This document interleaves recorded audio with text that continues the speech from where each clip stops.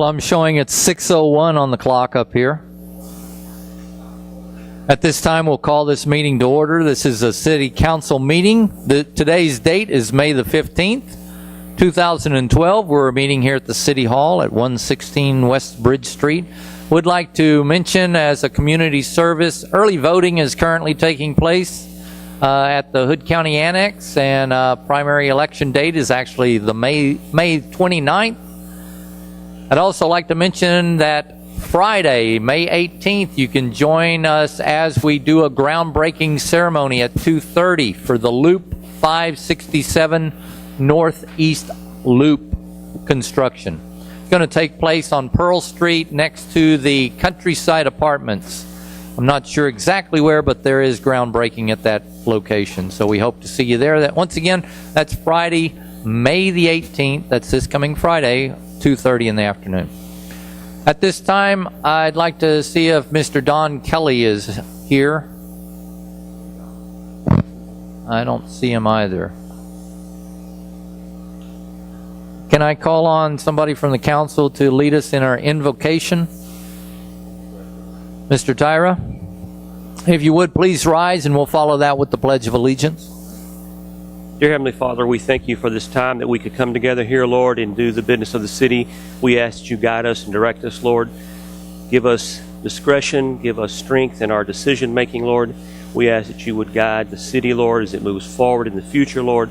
We pray that you would guide our citizens and the merchants, the business folks and taxpayers here, Lord, that we can all see the city be the best it can be, Lord. We ask a prayer, Lord, for our armed forces and all our men and women who serve us, Lord, our police officers, our firemen, all folks, Lord, in that area. We thank you in Jesus' name. Amen. Amen. And the Pledge of Allegiance, please. I pledge allegiance to the flag of the United States of America and to the republic for which it stands, one nation, under God, indivisible, with liberty and justice for all. And the Texas flag, please. We honor the Texas flag. I pledge allegiance to thee, Texas, one state under God, one and indivisible. Please be seated.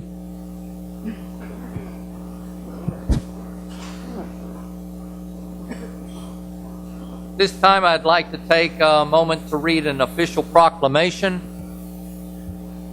It's regarding National Nursing Home Week, which is May 13th through May the 19th of 2012. Whereas management and staff of Trinity Mission Health and Rehabilitation Nursing Home appreciate and celebrate the unique and special contributions made to society by each resident, and whereas each resident deserves the utmost in dignified treatment, loving nursing care, a lovely environment, and enriching experiences, and whereas the focus of Trinity Mission Health and Rehabilitation is to enhance and extend the life of each one of its residents, and whereas management and staff recognize that excellent nursing care provides a higher quality of life for many, now therefore I, Ricky Pratt, Mayor, do hereby proclaim the week of May 13th through May 19th of 2012 National Nursing Home Week here in Granbury, Texas. Is there anybody here to accept this from the Trinity Mission? We'll make sure they get that. Moving on, we've got a consent agenda, approval of council minutes of May 1st, 2012. Council members, I want to point your attention to a section 12-060.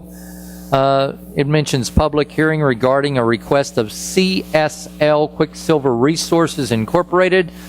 I'd like to amend that to strike the letters CSL, as that was a typo that was mistakenly put into that item. Also, moving down to 12-061, there's a section over on the right-hand side. It says the site is currently serviced by an X-inch water line. We do not know what the size of the water line is, so we're going to leave that as it is and let it read as an X in case anybody was concerned about that. 12-063, change some language in the first sentence where it states that Mayor Pratt opened the public hearing. He noted that there was a signature missing on the list of property owners of this property.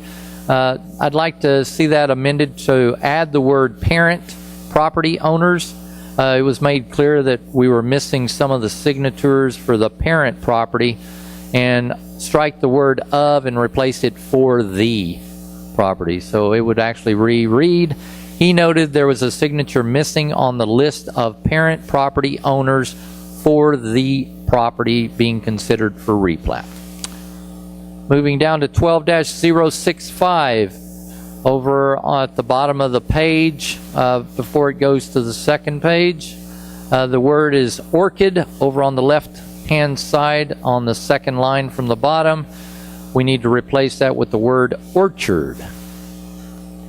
And on 12-071, middle of the paragraph where it starts with Manager McKethan commented during the budget process, there's a line about halfway down that starts off at A, council at the upcoming budget workshop. We need to add the word council item. Other than that, I saw no other changes that need to be made. Are there any by council? Anybody? Entertain a motion to accept the minutes as amended. So moved. I have a motion by Mr. Parson. Need a second, please. Second. A second by Mr. Perkel. Any further discussion? All in favor, please say aye. Aye. Any opposed, say nay. Motion carries. Brings us to deliberation item number 1. I would like to point out that I serve also as the president of the Granbury Historic Properties. Items number 1 through 3 deal with Granbury Historic Properties as well as cities. So I just wanted to make that clear before I get started on these. Item number 1 on the deliberation agenda. Discuss and consider an ordinance authorizing the sale of a .42 acre parcel of property to Granbury Historic Properties Incorporated.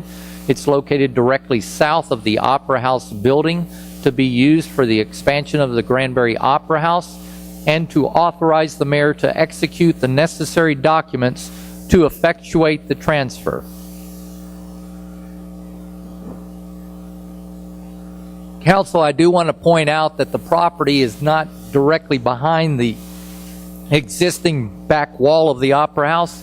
It is a strip of land that was located to the south of where the Quonset hut sat, and just north of the existing paved parking lot. It's a strip of land approximately 12 feet wide, 150 feet on the east to west axis. And Scott, if you could please tell us why this is before us, because it's my understanding we're needing to replat some of the property back there and extend so that the property line has a little clearer definition once the new footprint is down. Is that correct? Well, this has to do with an ordinance authorizing the sale. I'm just getting clarification. That's correct, Mayor. Okay. With respect to item number 1, it's the genesis of this is to allow for the expansion of the Opera House toward the south. And you see the black line just above the rezoning to CBD that's delineated on your map. That's basically where the existing property line is, and what's being proposed is to move it to the south to accommodate the expansion to an area where the previous Quonset hut once was. Okay. So what we have before us is we have an ordinance, and if you'll look at the ordinance, council members, I noted a section in the second paragraph of that. It starts off, whereas the city of Granbury owns a parcel of property immediately adjacent to the southernmost wall of the Granbury Opera House. I think it needs to be clarified, so we have adjusted that to read immediately adjacent to the southernmost boundary of the Granbury Opera House property for clarifications in the ordinance. Anything you want to add regarding this ordinance, Mayor, Counselor? Mayor, I think it needs to be said in the minutes that the local government code normally requires cities to sell property through open bid process, but there's some exceptions, and one of the exceptions is if the property because of its shape, lack of access to public roads, or small area, cannot be used independently under its current zoning or under applicable subdivision or other development control ordinances, then you don't have to bid that out.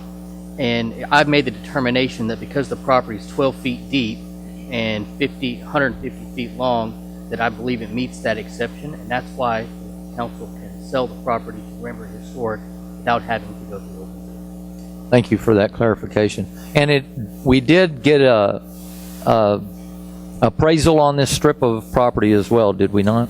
The law also says that if you're going to sell the property under one of those exceptions, which, like I just read, that you have to sell the property for what's titled fair market value.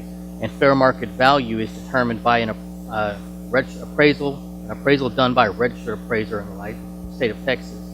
We did that, and Marcus Bednarz did it, and the appraisal came back, and you've seen the appraisal, and that value was $17,000, which is why you see that number in the ordinance before you tonight. Thank you. And it's my understanding that Granbury Historic Properties has met on the issue and is willing to move forward with a $17,000 purchase of that piece of property. Yes, Mayor, I was at that meeting this afternoon. Obviously, you chaired it, but I'll save you the trouble of having to go through that. In that it was a unanimous vote, and the Granbury Historical Properties unanimously voted to approve the purchase of that property for the $17,000. So what we have before us is consideration of this ordinance authorizing the sale to Granbury Historic Properties from the city of Granbury. Entertain a motion to approve the ordinance as amended. So moved. We have a motion by Mr. Allen. Need a second, please? Second. We have a second from Mr. Hewlett. Any further discussion regarding item number 1? Yeah, Mr. Mayor, I've got a couple points. Mr. Bednar's appraisal is somewhat confusing. It says the owner of record is the Granbury Historic Properties Corporation, so I would suggest we get a correction from him if that's not the case. Then in looking at the drawing, is there going to need some kind of cross easement or some kind of easement and access agreement between the city and Granbury Historic Properties? It looks like that property, once the building is built, that 15-foot easement will probably allow space to continue our parking lot across there. So I think we're going to need some kind of cross easement agreement between the city and Granbury Historic Properties for that. It's my understanding that this is basically where the new footprint is going to lay. Scott, can you clarify some of that? It's my understanding that when you're in the central business district that you can actually build up to the edge of your property line. Is that correct? That's correct, Mayor. And what's following this on agenda item number 2 is a rezoning request to CBD to allow for zero lot line. So in essence, and the architect's well aware of this, the building could be up to the lot line. In discussing this in some detail, at least he made the statement a month ago that he was going to set the building maybe about 6 or 7 inches away from where the proposed replat lot line was, but it was going to be proposed to be snuggled up against the southernmost lot line as presented. No easement required as it would be within the CBD. And in fact, the same property owner will own all of it in those pipes. And one of the reasons that this was carried forward is because of the piping we talked about in Granbury Historical Properties. To Mickey's point, I think it's a valid point. If in fact that property was open, there was a way to access across it, but there will be not any opportunity to access across that property. There'll be a building on it. So I think that'll take care of another way. When you look at this picture here, you see apparently the building line orange running across there, and you got a 15-foot easement. So, Mr. Mayor Pro Tem, the orange represents the previous lot line that's being abandoned and vacated, shifted to the new green line to the south. So we will be building the building on the sewer line then. We will be, and both Public Works and the architect is aware of this. There's existing easements there, and you can see on the replat that those easements are being abandoned and vacated per this plat. And any new infrastructure needed to support the new building footprint will be located in a new easement outside the building footprint. Does that answer your questions? Yeah. Any other discussion regarding this? I got one question, Mayor, for All right. Scott. Was the market value actually based off of a larger tract from last year? I can't respond to the appraiser's analysis. I know he's got some comps. It was a larger tract at one time, and so I guess the assessment or the market value we have for the 12 feet or whatever it is that we've got here of 17,000 was probably based off of the larger tract, or Right. You would have, I mean, there's not that many those type of tracks available, so I'm sure you took a percentage of Right. a larger track. Yeah, of a comp that's something in because in the same something way. that on the tax rolls had to have a larger tract there, and then we have taken that section out of there and give that a value of 17,000 based off of a bigger one. Right. The comps he used were certainly larger tracts that were more developable sites than this little 12. But then Lineal your comps were foot. probably a lot less last year. But, okay. Eric, can we call the question? So what we have before us, if there's not any more discussion regarding this, we have approval of the ordinance as amended, authorizing the sale of a .42 acre parcel of property to Granbury Historic Properties located directly south of the Granbury Opera House property for the expansion of the Granbury Opera House. All in favor, please say aye. Aye. Any opposed, say nay. Motion carries. Takes us to item number 2. At this time, we're going to open a public hearing regarding a request of the City of Granbury and Granbury Historic Properties to rezone property located at the northwest corner of the intersection of Bluff Street and Crockett Street, addressed as 133 East Pearl Street and 104 South Crockett Street, being a .297 acre tract containing Lot 5, Block 1, and a portion of Lots 7R and 9R, Block 1. Proposed to be replatted as Lot 5R, Block 1 of the original town of Granbury from Business Commercial and Central Business District to strictly Central Business District, and consider and approve an ordinance providing for said rezoning. The proposed rezoning is needed to allow for a zero lot line zoning district to allow for the expansion of the Granbury Opera House on the newly formed lots as depicted in the replat application. As we just heard from Scott, this has to do with a zero lot line zoning that can be accomplished within the CBD. Existing lots are sort of a combination of business, commercial, and central business district. Am I reading that right, Scott? Anything else you want to add regarding this? Nothing to add, Mayor. All right. Okay, so what we have before us is we have a public hearing. At this time, anybody from the public want to speak on this item? We'll close the public hearing portion of it. Anybody from City Council want to discuss this any further? This time I'll entertain a motion to approve the ordinance along with the rezoning of Lot 5, Block 1, and portions of Lots 7R and 9R, Block 1. So moved. We have a motion by Mr. Tyra, a second by Mr. Perkel. Thank you, sir. I went blank there for a minute. Any other discussion? All in favor, please say aye. Aye. Any opposed, say nay. Motion carries for the rezoning. Brings us to item number 3. We will now open a public hearing and consider approval of a request of the City of Granbury and Granbury Historic Properties to replat Lots 5, 7R, and 9R, Block 1 of the original town of Granbury as Lots 5R and 9R, Block 1 of the original town of Granbury. The property is located at the northwest corner of the intersection of Bluff Street and Crockett Street. Anybody from the public want to speak on this particular item? This is a replat. We'll close the public hearing portion of it. Entertain a motion to approve the replat as presented. Mayor, we have required action on the variances as well. Oh, okay. I'm sorry. I didn't.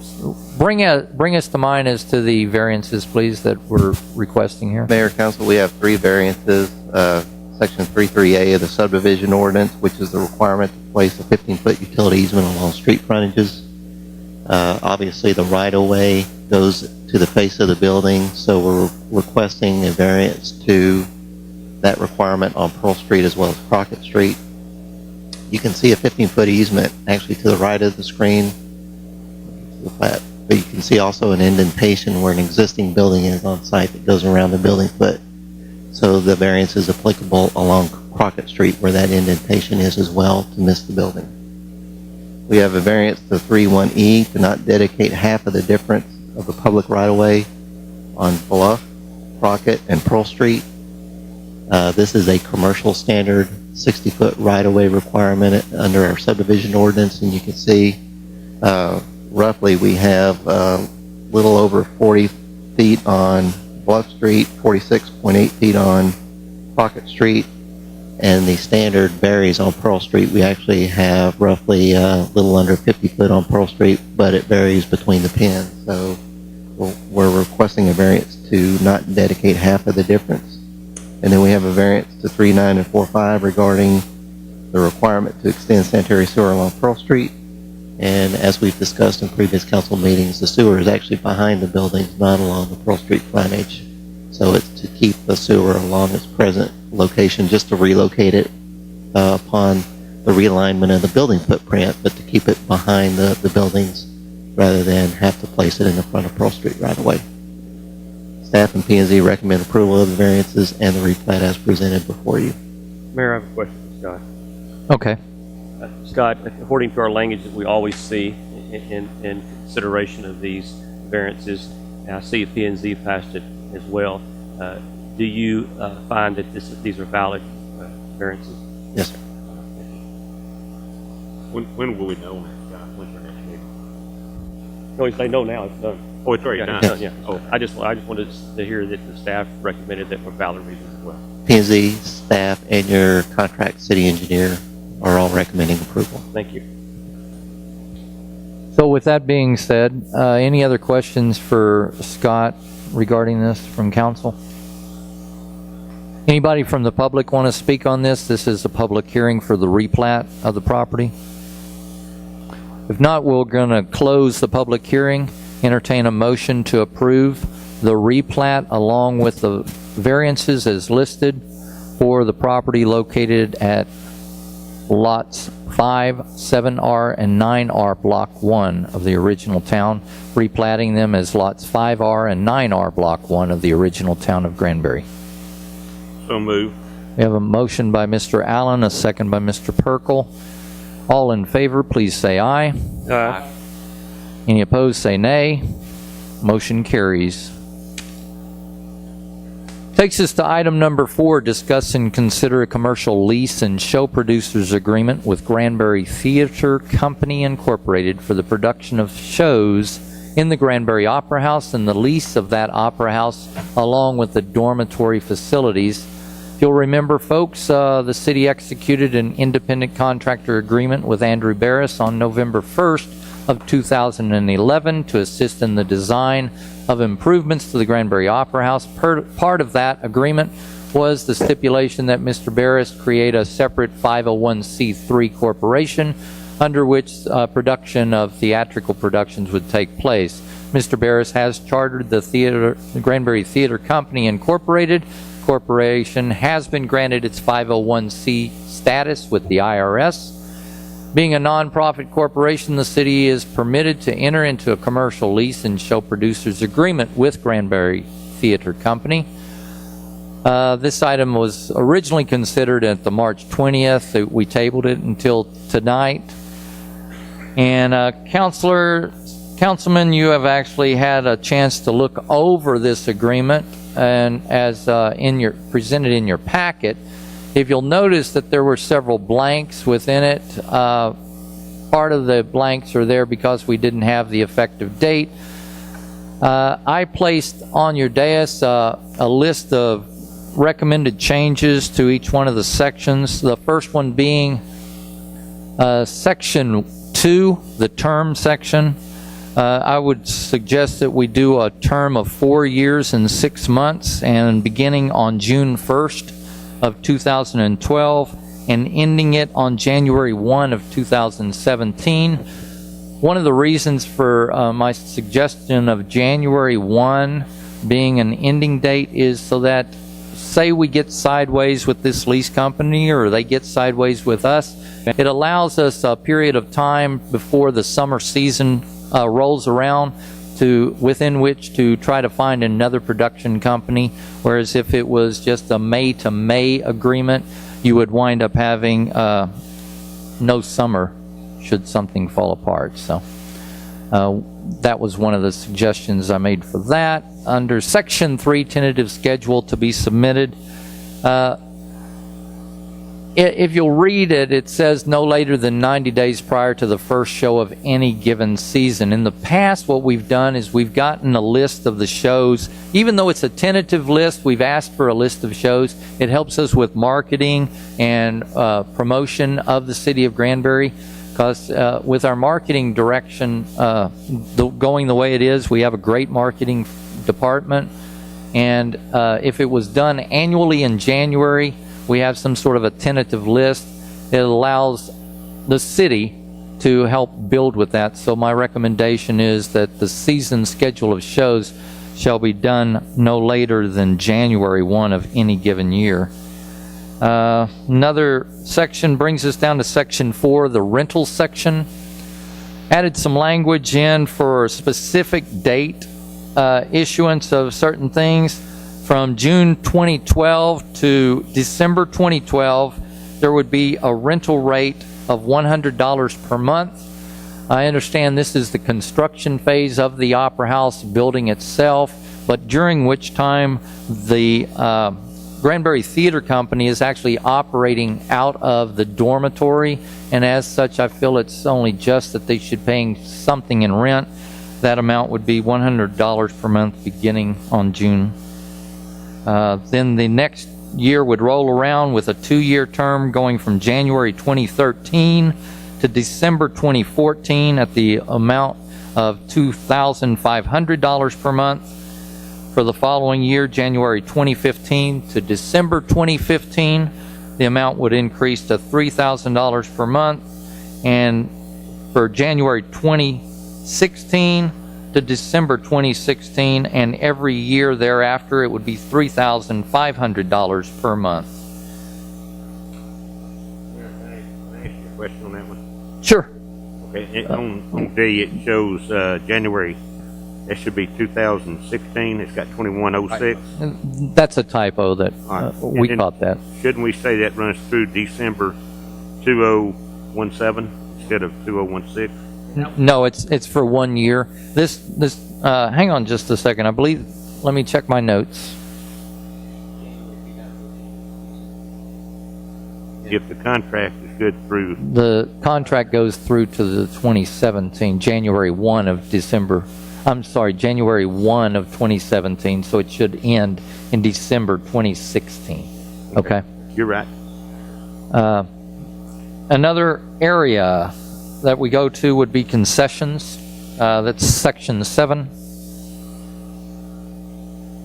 In Section 7, it reads currently, lessee reserves the right at some point in the future to provide, sell, and collect all revenue from concessions at the Opera House. I'd like to suggest that we strike the words "at some point in the future." As the person that's leasing the property, I feel like Granbury Theater Company should be responsible for all concessions. They should have it within their rights to sublet the concessions operation at any time during the time of their lease, and as such, changing some of that language. And they have the right to receive all revenues from them. It should not be for the city to even be limiting them in any manner.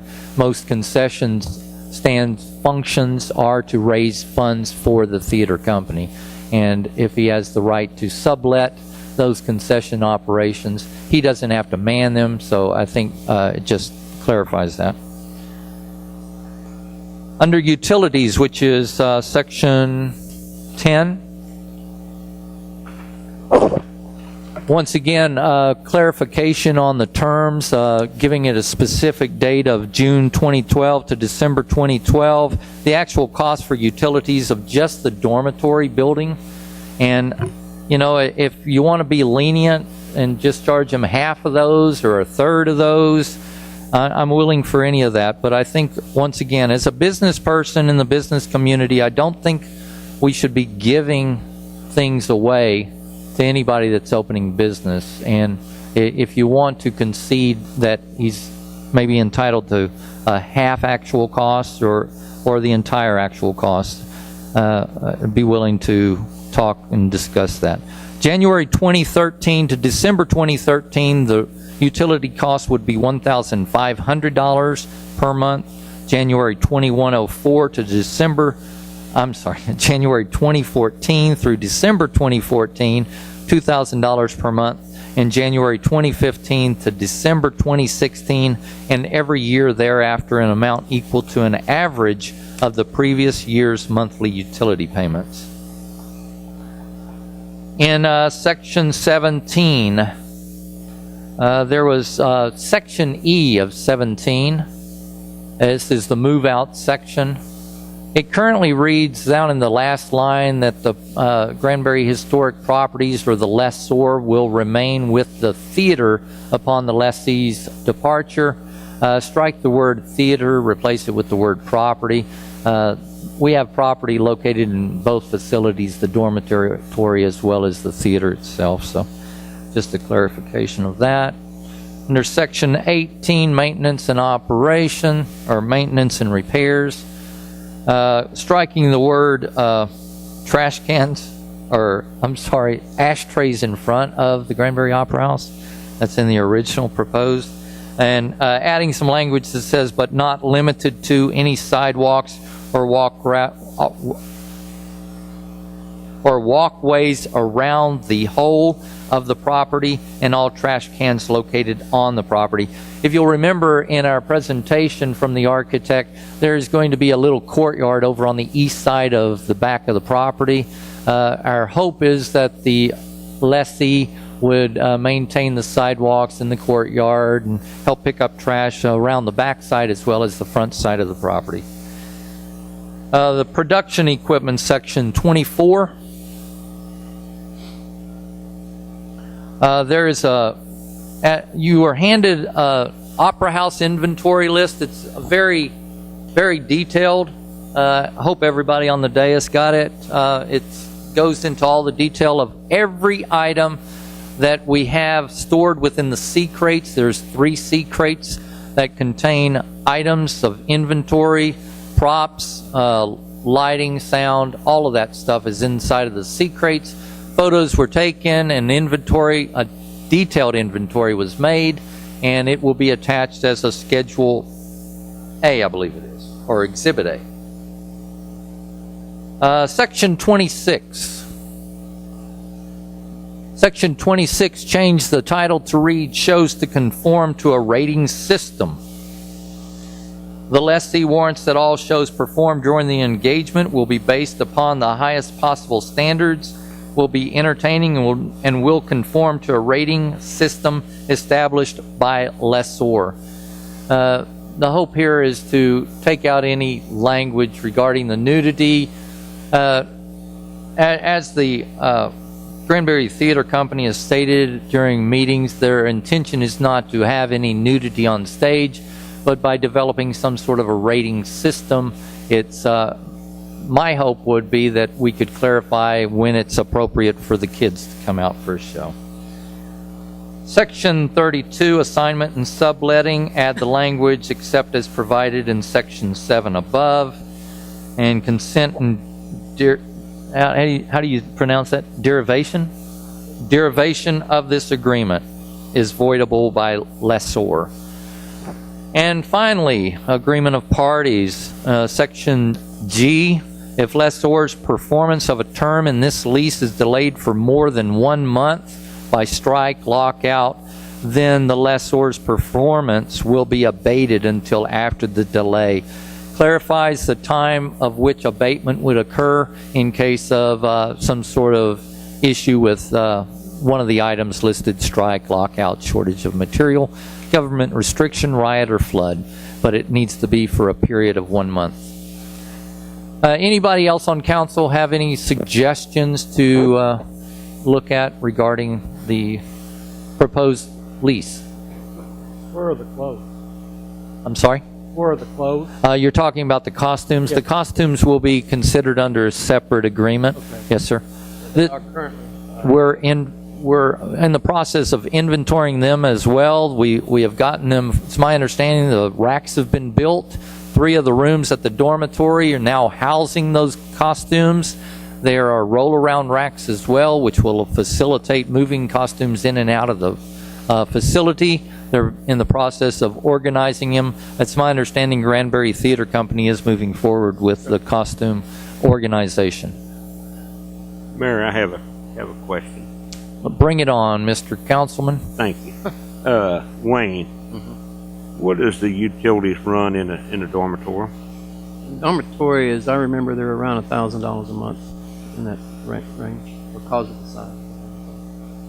Well, I know, Mayor, you said something about, maybe giving them a discount or something, and Yeah, and I would hope that we would consider that. The theater company is not running up at full steam just yet. that's what I was going to say. I'm not for giving taxpayers' money away, but this young gentleman, if he went in it before he got here and go in it today, it's like my home. My wife keeps it real good and clean. And I know you're going to take care of it. You've done a lot of work for us, Andrew, and I'd like to see us do something to help him with this the utility bill Right. until we get open, because And at everything's going out and nothing's coming in, and I know how it is in business. this point, a lot of the air conditioning, everything is to support those costumes. We don't want those to deteriorate further, and so we incur a lot of electricity just to make sure the air conditioning and the heating is correct and those things. So. But on the other hand, he is still utilizing the facility for his operations as well. So Sure. I think we should consider a portion Maybe of $100. that. Mr. McKethan is suggesting perhaps maybe $100 per month for the utility aspect of it, Charge $100 per month. in addition to the $100 rent. Would that be fair with you, Andrew? We have to talk to Andrew and see what he says. Well, it's up to his board to make a final decision based upon what our suggested lease is. He's going to have to take it back to his board for final approval. I would be for putting it at $100 a month until January 1st, 2017. 2013. 2013, I believe. Thank you, Mayor. I was looking at this contract. Okay. Any other discussion regarding this particular item? I got a question on section 16. It says the lessee has inspected the leased premises and accepts it in its presence, which I would accept that because of the condition it is right now, and expressly noted otherwise in this lease. Does that mean we're going to get another a lease agreement when it does get? I mean, right now, I mean, if somebody was to walk away from me and said, "Well, that's the way I found it," I mean, it's in Desiree. I mean, it's in demolition right now. So is there going to be a different one when we get it completed, where that's the accepted condition of it? That's a standard clause that you find in a lot of different leases that basically says the lessor or the lessee takes the property as is, which means that the lessor is not required to come in there and make further improvements, and the lessee can't force the lessor to make further improvements on the property. Obviously, it's under construction now, and Andrew's a vital part of that construction, so he knows what's going on in there. But if you take that clause out, then theoretically, he can come back with a list of demands and say, I want you to do this and this and this. I want you to put granite countertops in the dorm. I want you to put tile in the entryway. And that would not be as is. That's why that standard term is included. Stuart, why can't we put as accepted upon January 1st, 2013? Because the building's going to be completed by then. And that's what I'm kind of wondering, if Yeah. we're going to have another agreement when the building gets finished. I mean, I agree with this, and I think it should be something in there, but it also should be re-looked at as we go forward and do the reconstruction of the thing. Because right now, the present condition is, under being demoed. And I mean, so who wouldn't accept that condition? There was not an intention to bring back another second lease agreement. Well, if we could put on there that, same condition as you received it in January 1st, 2013, wasn't that covered? You could do that. And that way, not saying Andrew would do it, but, you know, things got bad and all of a sudden he says, well, I'm going to put it back like it was. I'm going to rip everything out. I know you wouldn't, but it just protects the taxpayers. And that's all I'm looking at, just make sure that as we go forward, that we don't look at it and say, well, it's in better condition now than it was when I accepted it. Okay. Would that work for you, Council? Yeah.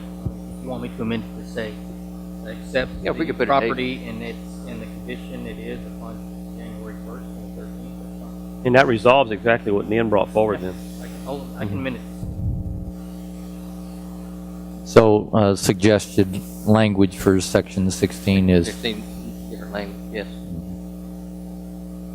Mayor, I had some very minor issues, but they all revolved around the cost, ongoing cost, and the cost to the city, and which I think were specific sections you want to point us no. in the direction? I appreciate what you brought out in section 2.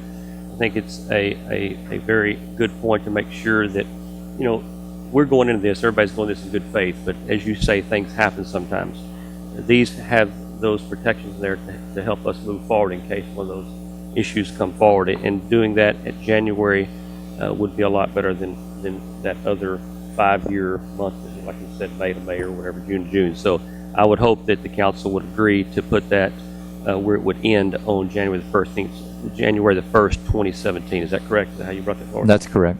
The other item you brought up, I missed it actually, because when I went back and read that, it talked about the 90 days. So what you're saying is basically give us a little bit more time. Can you give us more than 90 days? And he's saying 90 days, and you're saying we'd like it by January the 1st. Is it that show schedule? Is that what you're saying there in section 3? Yes, it's my understanding that in the discussion between city manager, the city attorney, and Andrew, that the discussion was, this was a sticking point for Andrew as far as producing a schedule list. Andrew, do you want to address why that was for you?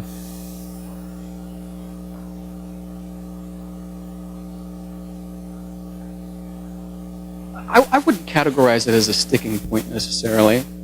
I think that when we're looking at the contract, I think there are some remnants from the show producer's contract that have found their way into a rental contract. And I want to delineate between something that actually is the business of the Granbury Theater Company and that's the business of the city council, right, or the city of Granbury. I'm not saying that we don't want to get that out to the advertising arm of the city. Of course we do, and we fully believe in the power and what they can do, for us as well. A 90-day stipulation is fine with me, and this is why I said, yes, let's go forward with that, because we work on a calendar year, so it would be January 1st would be the first day of the year. So 90 days out is fine with me, because we would have season ticket sales happening 4 or 5 months before January 1st anyway. So 90 days is fine with me. It's not a sticking point. I'm okay with that. Well, the suggestion I had made is just that we wind up with a season schedule that appears in January. Sure. I think that, that would be a little bit backwards, I think, in terms of January 1st would be the actual first day of the season. Sure. Right? So we'd be 5 months behind the advertising arm getting on top of it. I'm happy to do whatever, because we would already have that rolled out 5 months prior to January 1st anyway. If we want to, it's stipulation, it's in the contract, right? So if there was a default on something like that, right, is the thing that I worry about. What if that sort of doesn't happen on January 1st? We, of course, would do it anyway, so it's a moot point. But I want to differentiate between what's a show producer's contract, where there is leverage from the contract, as opposed to the space that we're renting, occupying it as a tenant. So that's a good point, Mayor, if you allow me to speak to that, because what you're saying, he's asking before January the 1st, you're saying, hey, that's the first season, we're going to give it to you 90 days, even 5 months prior to that. Absolutely. Yeah, so So it's a moot point. Yeah, so I got you. So that satisfies, I think, the mayor's point exactly, which I just now understand what you're saying, because you're saying the season starts January 1st. That's correct. Perfect, okay. My only trepidation there was, again, to make sure that we can weed out some of those things that, were from the old contract. And I certainly have no problems with the old contract and wasn't a part of it at all. But there is a difference between a show producer's contract where the city is, for all intents and purposes, putting funding into a project to produce theater, funneling it through the 501c3. That's one side of things. And the other side is what we're doing, which is independent of that process. And we appreciate that.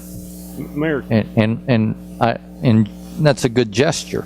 I mean, it's business-wise, business sense, and we appreciate that. Yes, Mr. Allen? maybe I'm confused.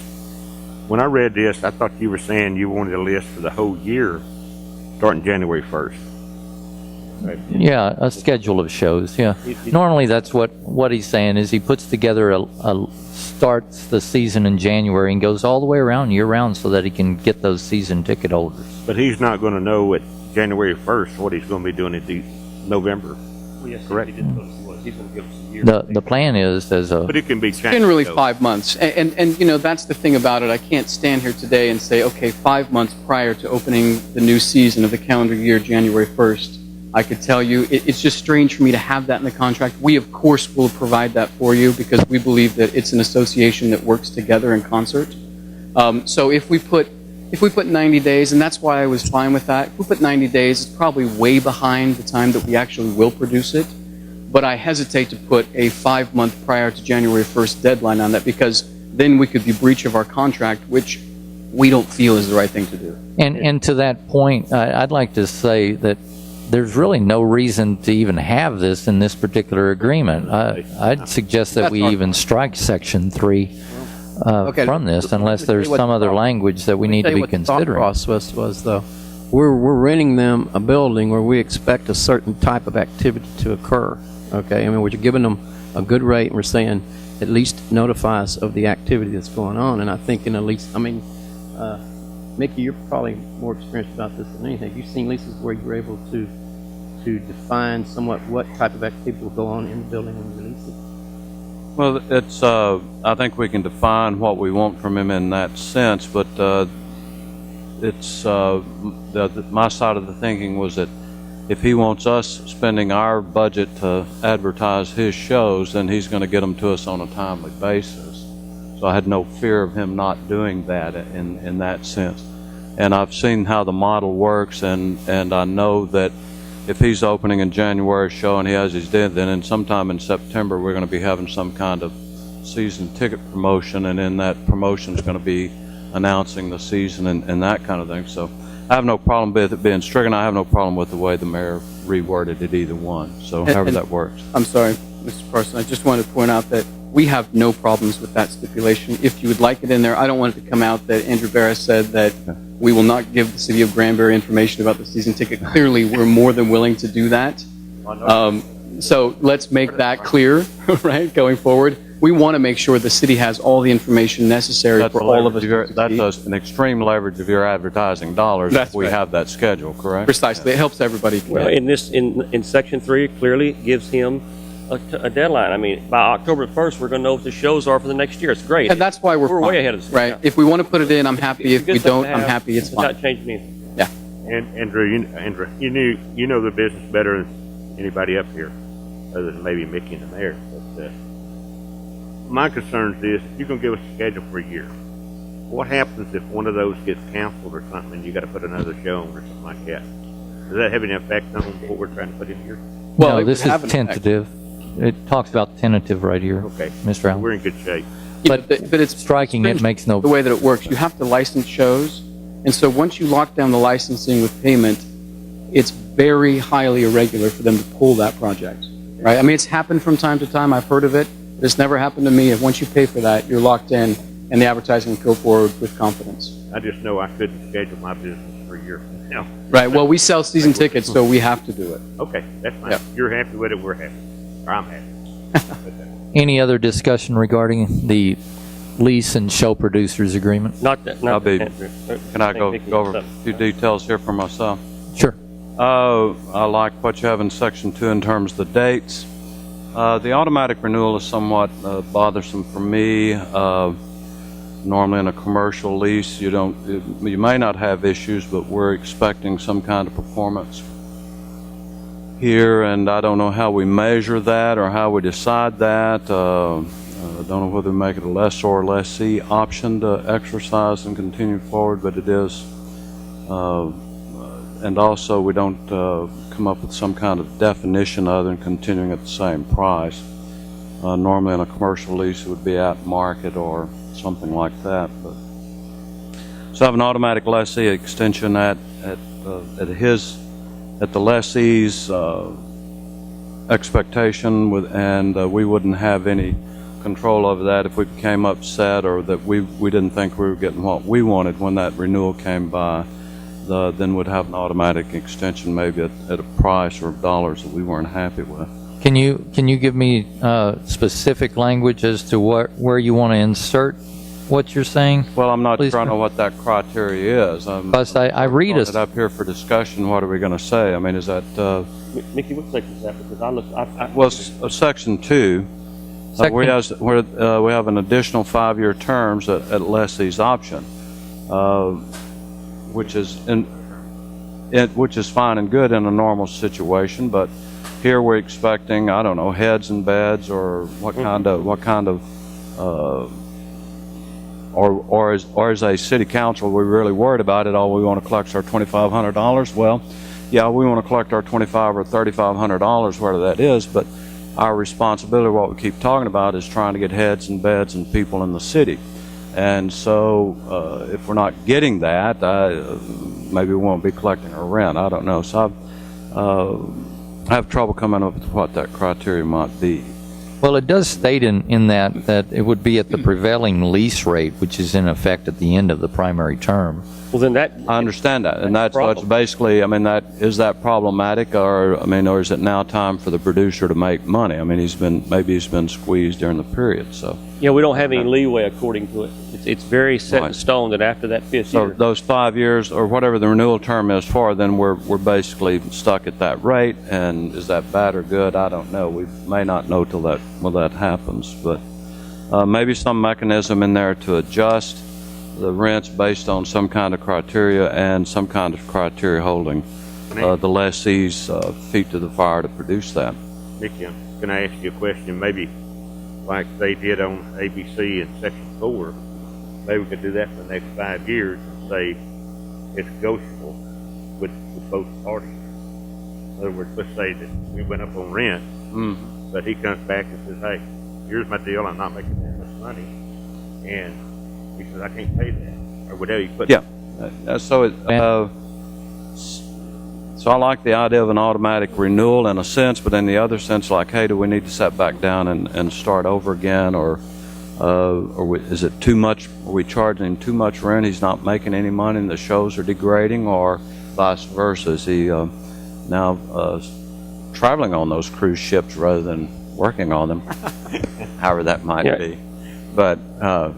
Being facetious, of course, but if we want some kind of criteria, some kind of ability to control the product or control our opera house in 5 years, we might want to consider that. So let's think about that as we go through that.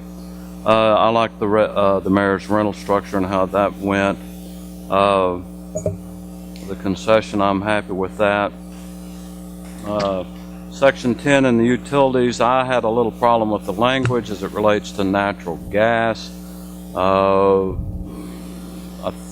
My understanding is we do have natural gas going to the Opera House. Andrew and I talked, he wasn't sure whether we did or not, but I think, is there natural gas going to the Opera House? You can see that in Section A of the section, Part A of Section 10, we include that natural gas cost in the $1,500 per month and in the monthly amount of it. But then down in B, we say the lessee shall pay charges for natural gas, if any, directly to the natural gas provider. So we're either paying the natural gas or we're not. So we need to clarify in A and B how that's working. Yeah, no, we decided that we were not paying, that's not. So the natural gas needs to be scratched up top. So that's why we put the second clause. And for the lessee's benefit, then I would like to also suggest that in this utility costs that we have the lesser of, okay, the lesser of actual or this amount. So if the utilities in there are less than $1,500, say in a January when it's not running or however that works, then he would only pay the actual versus what the $1,500 per month. That gives him a little bit more flexibility. So if he has a down month and he's not using it, that works that way.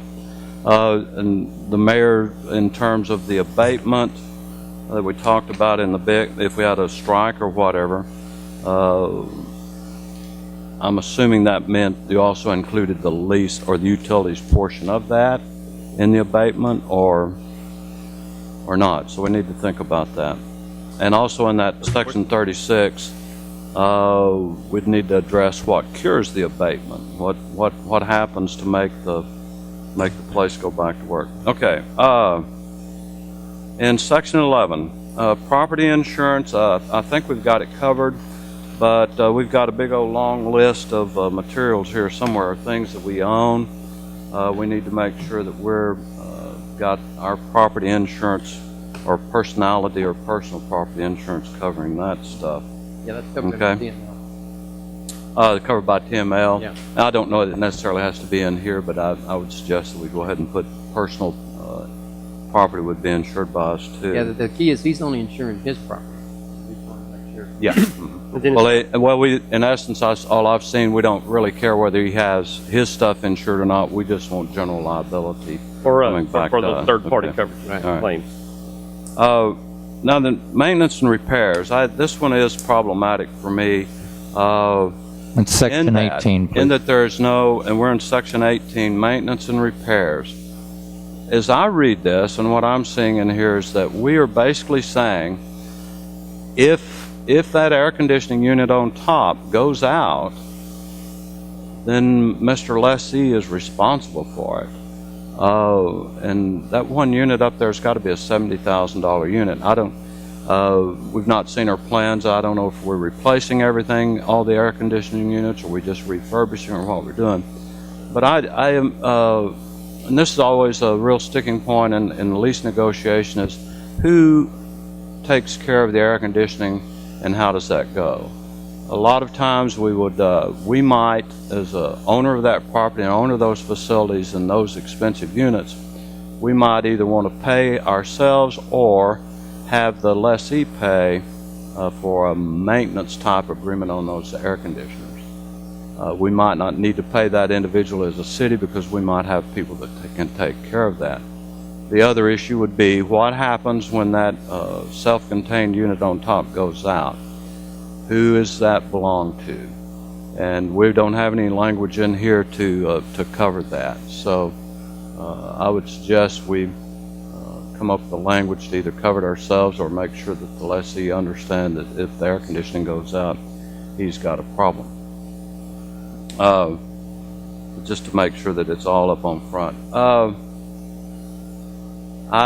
That's paragraph B. The lessor agrees to make changes to the plumbing, wire, or similar installations. I need some clarification on what might cause that. We're in the planning process for the building, and the lessee is in a part of that process. So hopefully all the wiring and plumbing will be in the area that we want it. So I'm not sure what paragraph B addresses or how that's going to work. What's going to precipitate those changes? Well, there was some perception there that he might need to change some things for his own purposes to get his shows done, and if that's the case, then he pays for it. Okay. If it's something that's just unsanitary or not workable, then the landowner will pay for it. But we have to Right. figure out what that is. And you're dealing with the dormitory building as well, not just the Opera House building. So if the plumbing goes out in the dormitory building, it says the lessor will come in and make the changes to the plumbing. So we do need to look at then the maintenance issue for the air conditioning and the plumbing and that It was kind of thing, and make perceived, sure since we own the air conditioning, that we would maintain the air conditioning. I think the lessor should do that. Okay. I understand that. I understand And that. we but just didn't say that here. I understand yeah, what you're saying. that's normally addressed in the because normally that is a large expense Of course. for either the landlord or the deal. So I would like to see that addressed Sure. in the Glad deal. Okay. Did it right opposite, and I wish I had, so I wouldn't want to have it. Yeah, Through the unit. because a tenant can be going along there and everything's going great, and it's July the 6th, and all of a sudden the AC goes out, and there's, oh no, about $10,000 walked out the door, and there's, oh no. Okay. Section 18, we've already discussed that, right? Properties have been accepted. Let's see, what is Section 18? That was the maintenance repair. you That's just the talked maintenance. about. Okay, property has been accepted. Why would lessor pay for changes? That was the paragraph I was just talking about. Section 19A, I think it's a little bit of wording problem there. A, the leasee shall not operate hereunder as an independent contractor as to all rights and privilege granted to herein and not as an agent. I think it looks to me like you need to strike out the word not as it appears before the independent contractor. What exactly are you saying, Mr.? Well, he's saying he's not going to operate as an independent contractor, and he's also not going to operate as an agent. I think what the language is to say that he is an independent contractor and not acting as our agent, because agency has a completely different connotation than an independent We got not contractor. too many times, so the Yeah, not. so you've got to strike one of those not. Strike the not before operate. Operating as an independent contractor. Yes, and he made that clear a while ago. I mean, that's one of the differences that we're operating here instead of the old agreement where we weren't operating. We were more Okay. involved. Okay. So the not before the independent contractor needs to come The out there. purpose of this paragraph is to make absolutely clear that he's not affiliated with the city in any way. That he's not an agent. That's He's right. not acting as an agent. Other than a lessor or a So- lessee. And so that's what I'd noticed when I read that wasn't there. On the Section 24, under the production equipment, I like what the mayor did there on as depicted on Exhibit A. I would suggest that lessee will organize and store all inventory and equipment owned by lessor and as depicted on Exhibit A. I like the rating system idea. Assignment and sublet, no problem there. That's it for me. Mayor, just a couple, because as he went in, I had a couple things I want to finish up on financial part of this, that we all agree, and actually hearing what you stated and what he stated then, we're not rushed. Is that correct? We got a really good opportunity to clean this up with the suggestions made tonight, because I just want to make sure that the citizens understand that we had this among ourselves to look at, but this was the first time we got together and was able to actually discuss it. That's correct. I think it needs to be cleaned up, brought back, and possibly allow the city manager and city attorney to readdress this with Andrew Barris, let him go forward, and we hear back from the board before we look at it again. But let them. I believe the counselor here has made dubious notes regarding all of our concerns, and We could actually not take any action and be okay. we could probably just go forward with those recommendations and allow them to renegotiate along with making a presentation back over to Granbury Theater Company. Any other recommendations as far as language concerns within the document? With that being said, I'd entertain a motion to allow the city manager and the city attorney to move forward with redrafting this with our concerns in it and making a presentation back to Granbury Theater Company. Well, Mayor, I just question whether, if you read number 4, why do we even, I just like to ask the attorney, do we need to take any action, just let this go till it comes forward? I mean, that's the question I have for the attorney. No, you don't have to take it. Yeah, we're okay. We're just, no action. If you don't want, yeah, if you don't want to pass the agreement right now, Yeah. then that's fine. Mr. Mayor, Yes. could I ask Mr. Burr, we asked Mr. Burr if he had any comments or any thoughts at this point in time, or do you prefer to? I'm not even sure he was given a copy of any of this stuff. Were you? I've Were you? emailed it to him. Good. Yeah, I've looked at it. Okay. Do you have any concerns or No, no issues concerns. I with think it? this is the process that we find ourselves in at this point. I think no action is fine tonight. Certainly, we'll go back to the board of directors. We've got our next meeting on June 6th. We'll take the amendments that Mr. Neal does and look at those and, make copious notes and go forward from there. The process that we're in, I think, is something that we can take a little bit of time on, right? we've got things going forward to this point. We know what the eventual, hopefully, opening date of the Opera House is, and I think we can take our time to get this thing done right. Your board may have some suggestions before our city manager and Wayne works on it. I think they will. That'd be great. Yeah. All right, so with that being said, there being no further action by the City Council on this issue, we'll move on to item number 5. Discuss and consider a resolution adopting sections 16.9, 16.10, and 16.11 of the city's personnel manual relating to travel on official city business, making those sections applicable to the members of the City Council, and making a limited purpose amendment to section 16.11, adding a part H, providing for the City Council's approval of a member's request to travel out of state. This resolution will allow the Council to officially adopt the city's established travel policy as being applicable to its members. However, this resolution also proposes a limited purpose amendment to section 16.11H, which would provide that the council would oversee its members' out-of-state travel expenses while still allowing the city manager to oversee out-of-state travel expense requests of staff members. Remember, we spoke about this. We took no action on this before at the prior meeting, council, and our city manager has brought forth this, as well as our city attorney has brought forth this resolution, which adds a section H to section 16.11 of the procedure manual. And you can actually find that language listed under section 2 of the ordinance, or I'm sorry, of the resolution. And it's pretty well self-explanatory. It just basically says that the City Council will adopt some sort of a process to approve any out-of-state travel by its members of the City Council. Any questions regarding this? Would these approvals be made at the budget?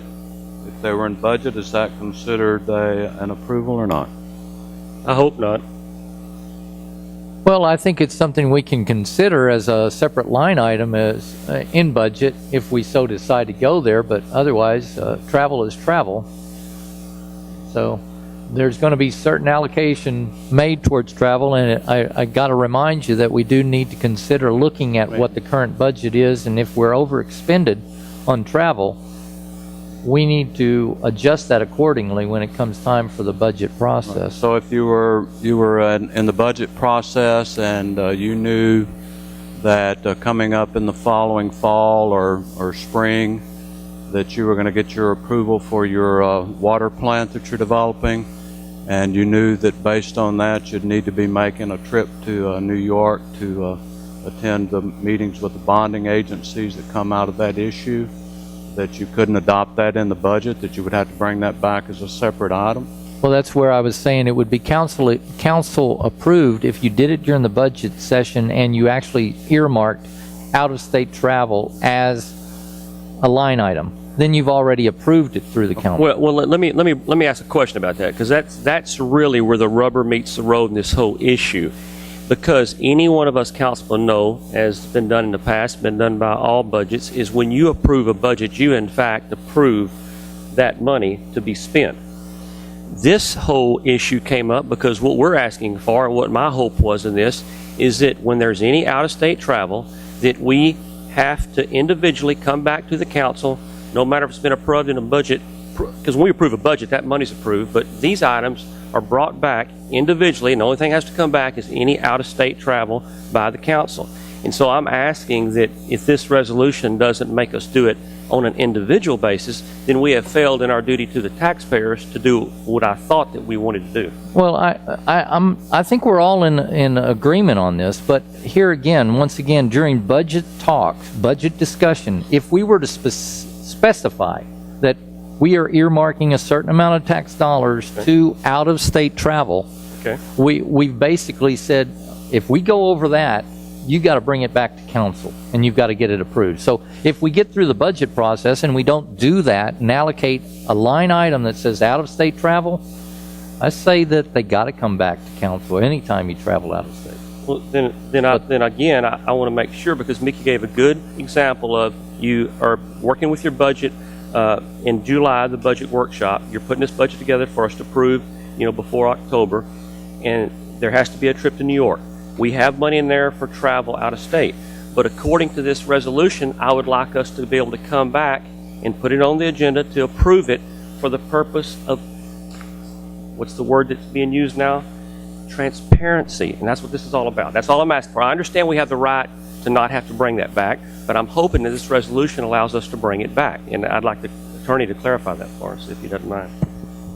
I wrote the language that you see there to give the council the flexibility of either approving such expenditures in the budget process or allowing the council to have a case-by-case analysis of it. I want to see the flexibility to do that as opposed to putting in a rigid standard.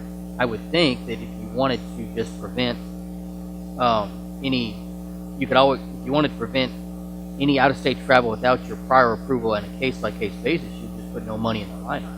Well, what I'm saying is, if we do this, we've just given ourselves a loophole in a budget to put a line item. And this is not about creating a loophole. This is about transparency to the taxpayers.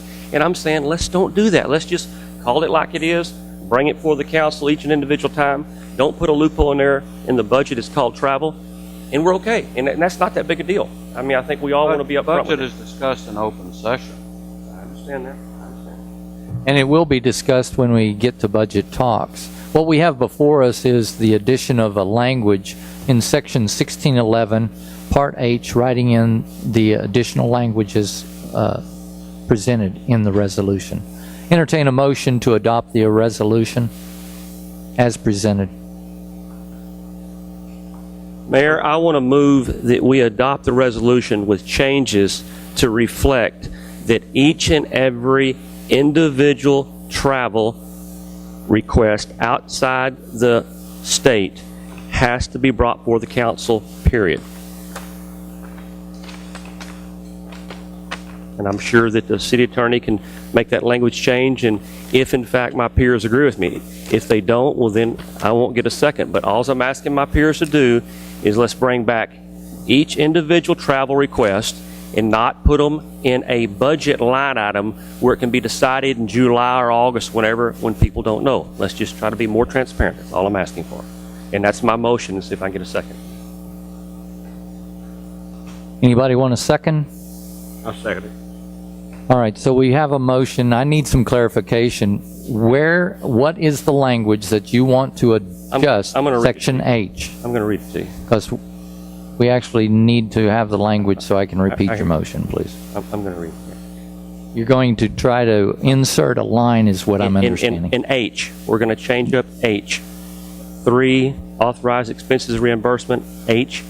And it says currently, prior to any council member making arrangements for any out-of-state travel to be funded by the city of Granbury, the city council shall deliberate and approve the expenditure outside of the budget approval, if in fact the attorney believes that language would be sufficient. If it's in the budget, you got to come back and we got to vote on it to show the public that we're doing it, whether it's in July, because we got a whole year to operate in. Instead of approving it all at one time, we're going to come back individually and approve it so we can say, hey, we're going to New York in January. Okay. You got it. I think I've got the gist of what you want I to was just do. answering Tony's question. Yes, I understand.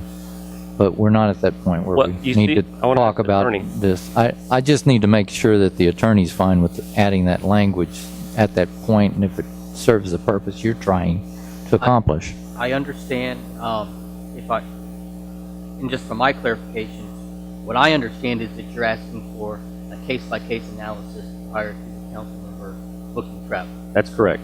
That's correct. Out-of-state travel. Out of state. And we can certainly fashion a policy that way, if that's how the council desires to do that. I think that language that you suggested would fit there. I think we can do that. I would add the line on a case-by-case basis. There you go. I would add that line just to to clarify. Yeah, and it's only out of state only, so it's real Yes. simple. That's it. Can I make a suggestion that we postpone this and get the actual language before council if we're not going to Mayor, produce the actual language tonight? So If there was any way you could show us any leniency here because of the issue at hand, just to make I just sure. want the specific language. Can you write down the language for me, please, as to what the language is going I to would read, amend please? Section H to read as follows. Prior to any council member making arrangements for any out-of-state travel to be funded by the city of Granbury, the city council shall deliberate on that travel request on a case-by-case basis outside of the budget process and approve the expenditure. Period. Thank you. And then I would also continue the language as it's written there. If a budget adjustment is required to fund the out-of-state travel event, that budget adjustment must be approved by the city council prior to booking the travel. This travel policy applies to all council members who travel on official business. Outside of the state, and make sure it's outside the state. But what you're saying there, And I will amend my budget. I will amend my motion with that language. Stuart, let me ask you a question. You're saying if it's not in the budget, that's when they need to come back? We don't have the money to fund it? We're always coming back. We're going to come back Well- to one of them. On a case-by-case what- basis for out-of-state travel. And then, but if you have to have a budget adjustment, that budget adjustment must come back. So that way, everything's looked at out of state. I'm just trying to get No, I got you. I appreciate that. it in there. And thank you for the lenience to get it resolved tonight.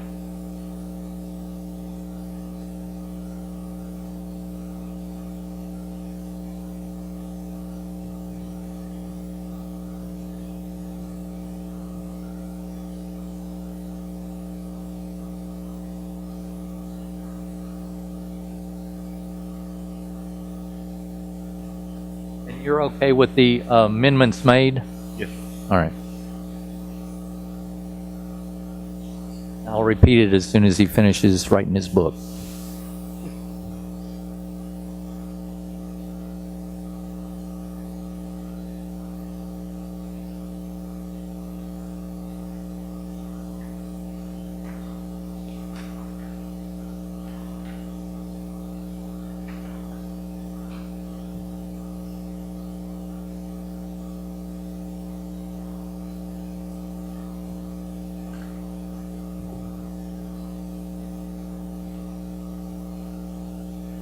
So we have a motion by Mr. Tyra, a second from Mr. Allen, to change the language as presented in the resolution on Part H to read, prior to any council member making arrangement for any out-of-state travel to be funded by the city of Granbury, the city council shall deliberate on that travel request on a case-by-case basis outside of the budget process and approve the expenditure.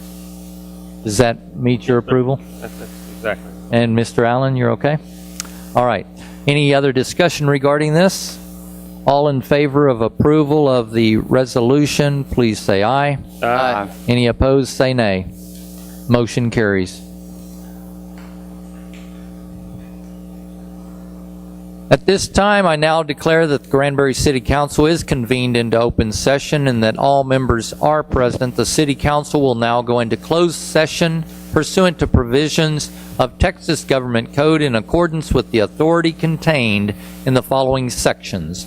Section 551.074, Personnel. We shall return.